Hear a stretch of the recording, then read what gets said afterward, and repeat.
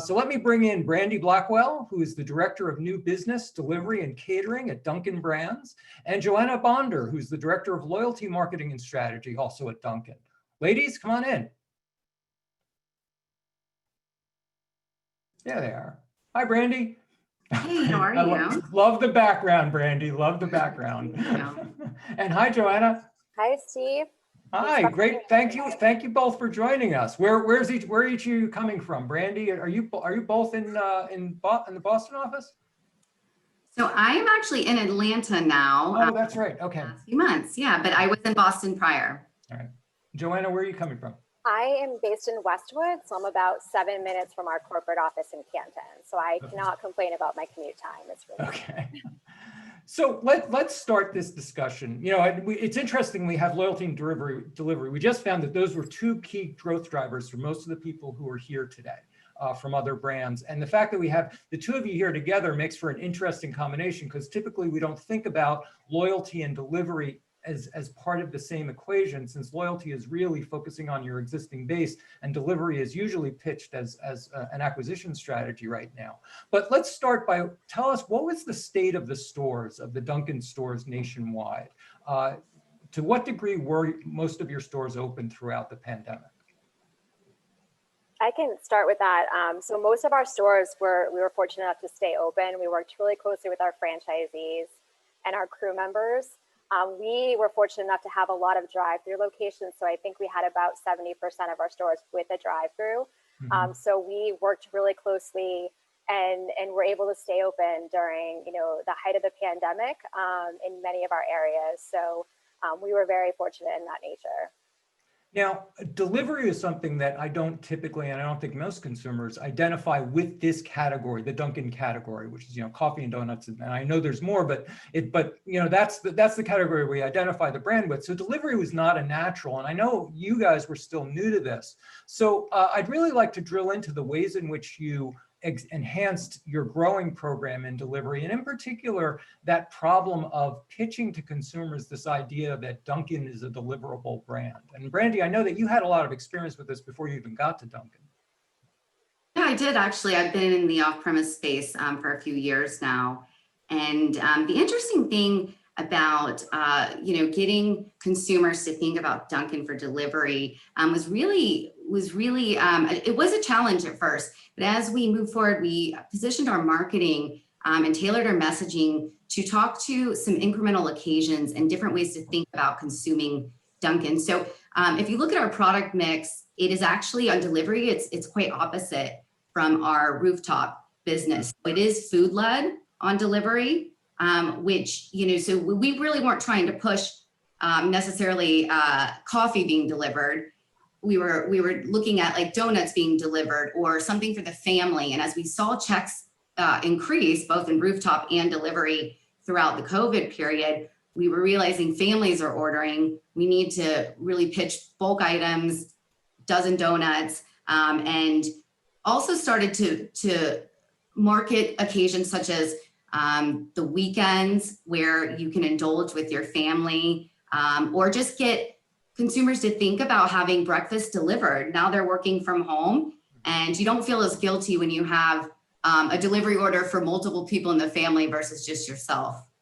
Well, I like that idea. So the idea is not necessarily trying to sell the brand as a deliverable brand so much as occasions, and leading with product and really marketing through product mix and occasion mix. And we found that as we targeted different day parts through some of our promotions, or really just highlighted half dozens, 25 count munchkin boxes, that we saw tremendous success and results, and it drove check as well, even up from a much higher delivery check that we're already seeing. So now everybody was pivoting to delivery services, and Liz was just telling us how they did a very quick pivot. You guys really weren't pivoting. You already had started a program. But what did Dunkin' do with these delivery programs that may have been different, either in terms of the deals that you struck with them, or the way that you marketed in and outside of their platforms? Well, interestingly enough, we actually were only partnered with Grubhub coming into the March timeframe. Mhm. We did pivot pretty quickly to add Uber Eats and then DoorDash as partners and scale very quickly to over 5,000 locations on Uber and a few thousand locations on DoorDash, which was quite an undertaking. But some of the things that we also did was really take a multi-aggregator approach. Realize that we had to give more options to our franchisees. We had to give more revenue streams to our franchisees like everyone else. Mhm. And then, additionally, we leverage our scale. So, one of the great things is we didn't have a lot of one-off agreements. And so we were able to not only sign these deals quickly, but do it later in the game where we've seen some of maybe the mistakes perhaps that, other brands might have made by signing deals that weren't that favorable to margins and profit for franchisees. So we were able to really negotiate our deals, give a favorable rate to our franchisees, but leverage our scale and get everybody on board as one unit versus having individual franchisees, not agreeing to come on board. And COVID did help, that period did help to really get franchisee buy-in. So we were able to get a great level of adoption, which then the aggregators, as we got more scale, we got more marketing from them, better placement in the site. So part of our deal, was as we reach these milestones, how can we act as a partner? How can we invest in the partnership and market you and put you in all of our collateral throughout, the here and going forward, really. Yeah, were you using their marketing platforms a lot to sort of get the word out that Dunkin was delivering? So we took both a brand approach and an aggregator approach from where our marketing messages came out about these new partnerships. Our messaging really pivoted during probably March on to include how you can get Dunkin', not even what you can get, but just how you can get it, how you're back, how we're accessible to our consumers. And while other restaurants were closed, we were reaping the benefits of quite a few of the majority of our restaurants staying open, or at least having a touch point that you could still access us, even if you weren't coming into our actual dining room. So that was something we were fortunate for. But as far as running some, promotions on the delivery aggregators platforms, we really tried to co-brand our promotions. So it wasn't just we dropped an offer, free delivery. It was free delivery, but we sent it out to our perks members and our loyal consumers too. So, we put it on our social media. We plussed it up locally with our field marketing teams. So that way it really felt like a partnership and synonymous and, with the message. And then we also ran various campaigns throughout the year that piggybacked on the brand's campaigns, and the offer was tied in on delivery to what the brand was doing, which made it a much stronger message and a much stronger return.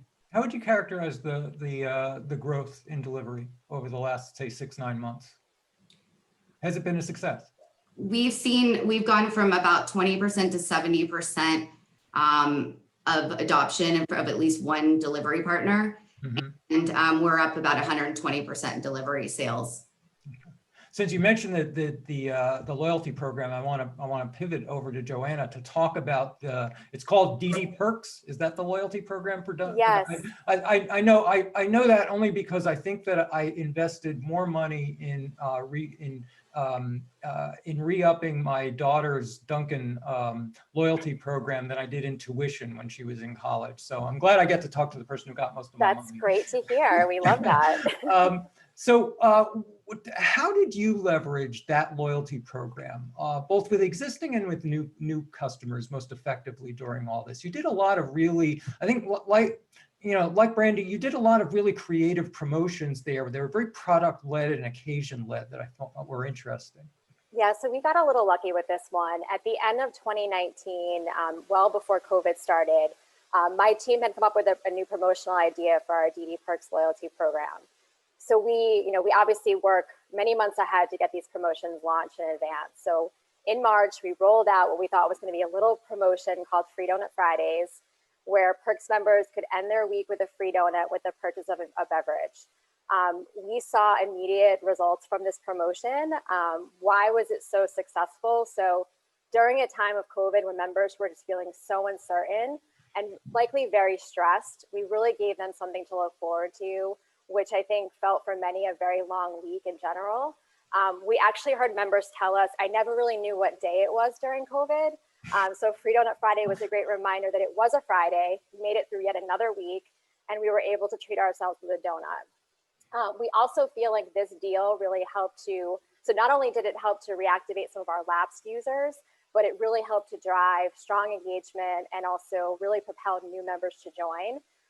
We again feel like this deal might have been a trial driver. So for members that joined for the deal, giving them a reminder, hey, Dunkin has a lot of really cool beverages, right? Maybe I was going and shopping the competition and maybe they kind of forgot about us, but you know, kind of bringing them back into the realm of, okay, giving them a new reason to visit Dunkin', especially as we mentioned, we had a lot of competitors close during this time.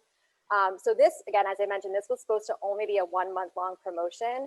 It actually got extended through April and then through May. I think all in all, it really kind of helped to convey to our members that we were there for them in a very uncertain time. And it also gave them a reason to smile when they probably needed it the most. This has gone on since you know, the May timeframe expired. We have brought this promotion back locally for many of our DMAs, but also at the national level. And we feel that this is probably one of the most successful promotions we've ever done for perks on record. So what did you learn from that? I think, again, I think we did get a little bit lucky there, right? So, you know, seeing how many new members were joining during this time, and they weren't just joining to go that day. We really saw a strong engagement on other days of the week.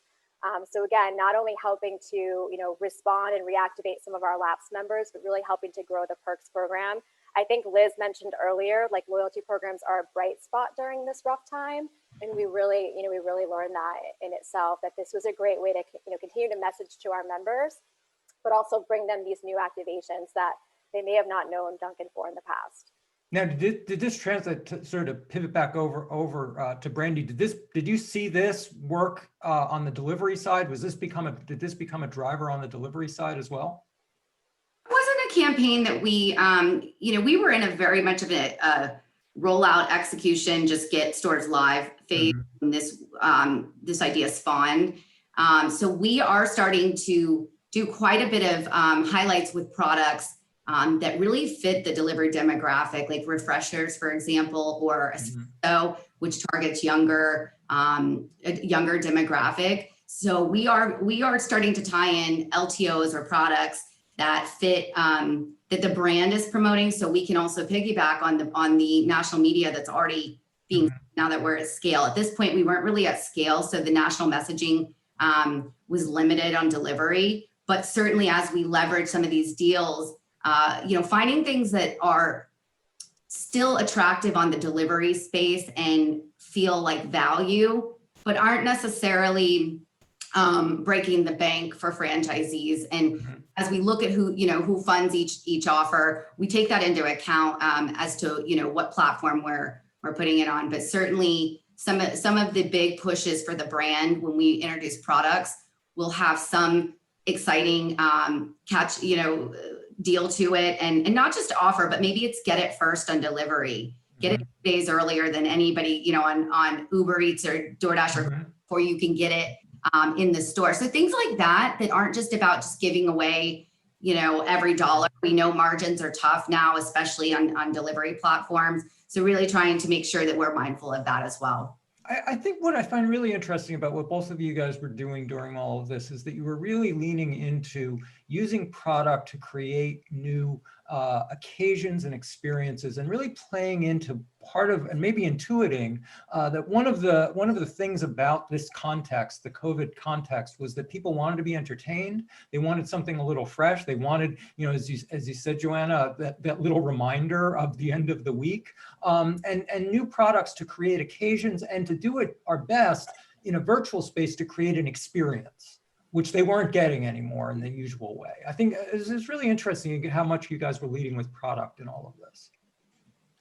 We tend to be, you know, again, the beverage-led company, and so really delivery just is one more way that it complements and drives other. You know, we're able to drive more products on delivery, and you know, kind of complement the rooftop business in so many ways. And I think that's really how we get a lot of the franchisee buy-in as well. But, I spent 4 months in North Carolina with my family, and, during the COVID period, and I'll tell you, it was really, food was the exciting thing of the week. I mean, what we're going to eat on a Friday night and splurge on became sort of the focal point for me. And I've heard a lot of others say that. And so being able to say, okay, I'm going to, enjoy Saturday afternoon with my family, but I'm also going to, have a dozen donuts and, Bob Joe come to my door without having to leave and having to be around people. And the fear of that,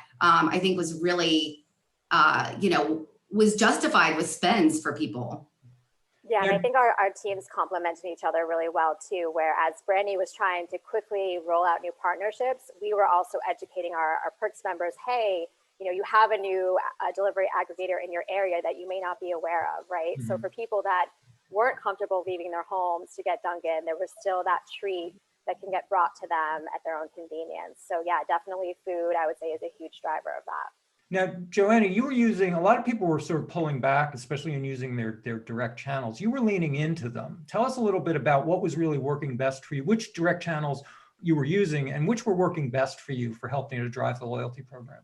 Yeah, so we sent, I would say, more emails and push notifications than we have ever before, really because we saw they were working. So we actually did a lot of surveys within our own app just to make sure we weren't annoying our members. But they actually told us, we want to hear from you, keep the communications going, which is exactly what we did. But we did see a lot of our competitors go completely dark during this time.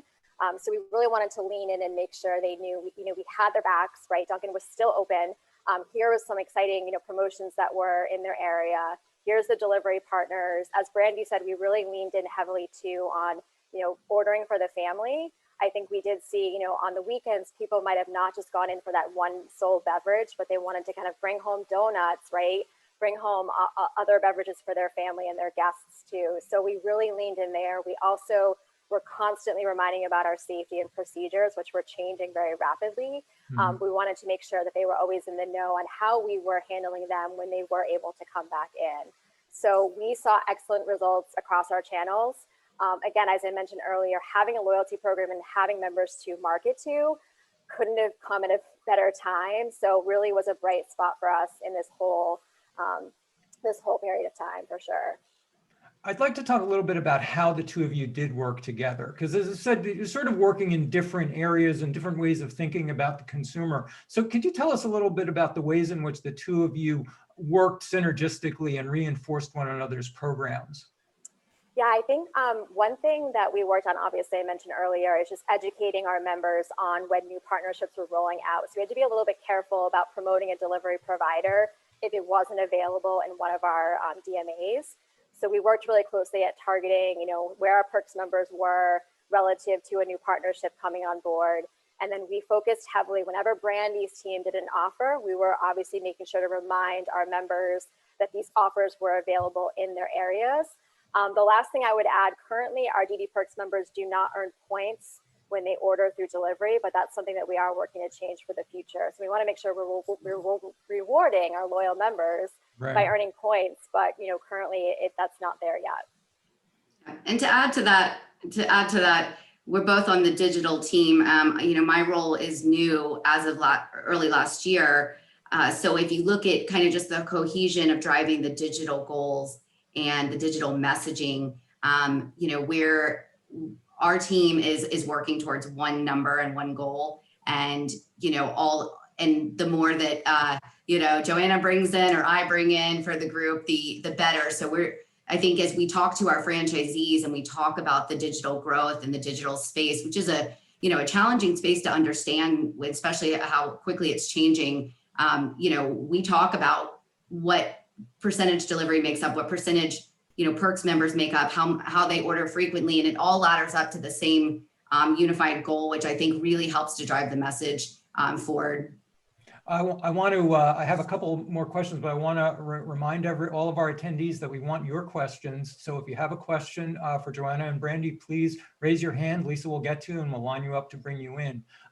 Since you mentioned that one of the goals for both of you is to be able to reward your loyalists, your DD Perks members who order through the delivery system. Brandy, where are we on that in terms of how far are we away in deal? I think that's something that a lot of people here would like to know about, is whether they're going to be able to start folding in some of these loyalty programs with the delivery infrastructures. So I think the first layer of that is, that obviously takes, it takes time. We're working on, POS integration. We already integrated with Grubhub and working with POS integration because that's really what our brand, standard is. I think that, you look at a couple things is certainly we don't want people going to the delivery platforms and not to our direct channels. First and foremost, we always want them coming to us directly, us to have that, personal engagement with them. So we have worked on, ways to start using maybe the rewards programs that are already in place on the delivery platforms, just so we are getting frequency and repeat business and somebody's ordering from Dunkin on delivery, not someone else. So that's kind of phase one. I think phase two then is absolutely having, the full transaction in our app and the cross-pollination of, Perks members earning, basically you're earning on both platforms. You're earning on the aggregator site, and you're earning on ours. This certainly takes time and has to be mutually beneficial, but we are definitely very actively working on it and hope that, we have something to, share with our loyalists here in the not too far future. Let me bring in Lisa, and I think we have some questions. Yes, we do. But first, before I go to the questions, I have to say, Joanna, I grew up in Westwood. My parents are still there. I'll be going there for Thanksgiving and Christmas. Well, stop by and say hello. Definitely. I always go to the Dunkin' Donuts right on Washington Street by Roach Brothers. I know where that is. Yeah. So anyway. Small world. Really. Anyways, we have a question from Steve Sabia. Steve? Hey, thanks, Lisa. So quick question for Joanna. And this is mobile messaging centric. I obviously work in the messaging space. I think from a historical standpoint, it seems like Dunkin' has always been heavy in the email and native push space. Just thoughts around engaging users who are outside of the app. So, I don't have the native app installed personally. I don't receive email, but what if I want to engage with you guys over Apple Business Chat, or I just want standard SMS, or any of the other rich channels that are now, in market? Yeah, that's a great question. We're definitely exploring more options around that. We've seen a lot of our competitors promoting more like QR codes right now to really kind of create that conversation. It's one thing we're looking into for the future. We do have a ton of in-store POP. We also have a lot of take ones, which our crew members can easily pass out to say, okay, here's a QR code to scan. But we're looking at other ways we can kind of make sure that is really kind of prominent and big in our store. But we hear you on that. I mean, I do know a lot of our local markets will promote using direct mail as well to try to get the word out. There's clearly more opportunities we can do, though, in that space for sure. Got it. Okay, thank you. Good question. Thanks, Steve. And I have a question from Liz. Yes, thank you. First of all, just as a side note, this is like a very full circle moment for me. When I was in graduate school, I spent a semester studying Dunkin'. That was our case study. So this is like a very full circle celebrity moment for me. So thank you for sharing. I kind of have, it's a little bit of a loaded question, but I think that it's such a cool brand story. And my question would be, in terms of loyalty, what's next for 2021? Like, what would a big win for Dunkin' look like in 2021?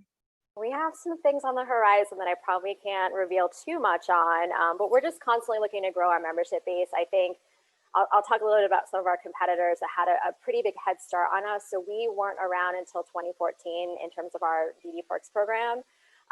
So, again, we did last year, we rolled out multi-tender, which allows, members to pay anyway. So we do have a good proportion of our guests that do still pay in cash, but they weren't getting any points that way. So we're constantly looking through, tech innovations on how we can make our app better for users. And in addition, as Brandy mentioned, trying to potentially do like a native delivery solution in our app as well. So we're doing a lot, I would say, behind the scenes. Definitely more to come. I'm glad you have such a fondness for the brand. We're really excited to, again, keep it relevant for the future audience. That's really our goal overall. Great.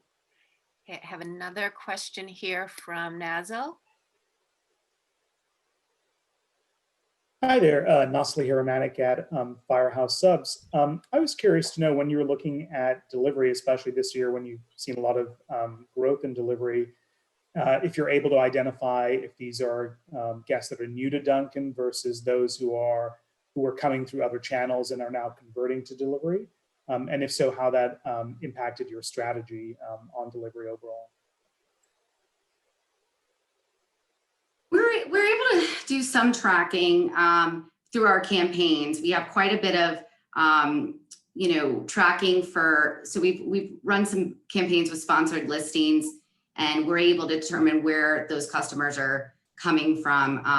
And so there's a few channels, our dd.com, our website, our app, we're able to determine their path and conversions. I think we're still in that space where it's a battle to know exactly who your customers are and to get information about them. One thing that I have been working with the aggregators on, though, is getting actual geographical areas of, or regions around the stores where the consumers are ordering from, which is at least helping to determine, are we pulling from north, south, east, west? Are we pulling from, before, like business parks versus residential? So when we do want to target local marketing and send out a mailer or send out something with that we're on these delivery platforms, we're not just throwing it out in a 5-mile radius. Like, we really have a better idea of where the demographics are that are ordering from us. But it's still a challenge. I would say that, that native delivery is that next phase of really owning our customer data and being in control of and understanding who we are, who's ordering from us and who's ordering from Dunkin's app and, our loyal and delivery to supplement it. Well, Brandy and Joanna, thank you. This was a treat. I love the fact that we got the two of you together from two different areas of the company, talking about how you work across the company and the two main growth drivers. Thank you so much for joining us today. Thank you, Thank you. everyone. Thanks. Take care. Bye.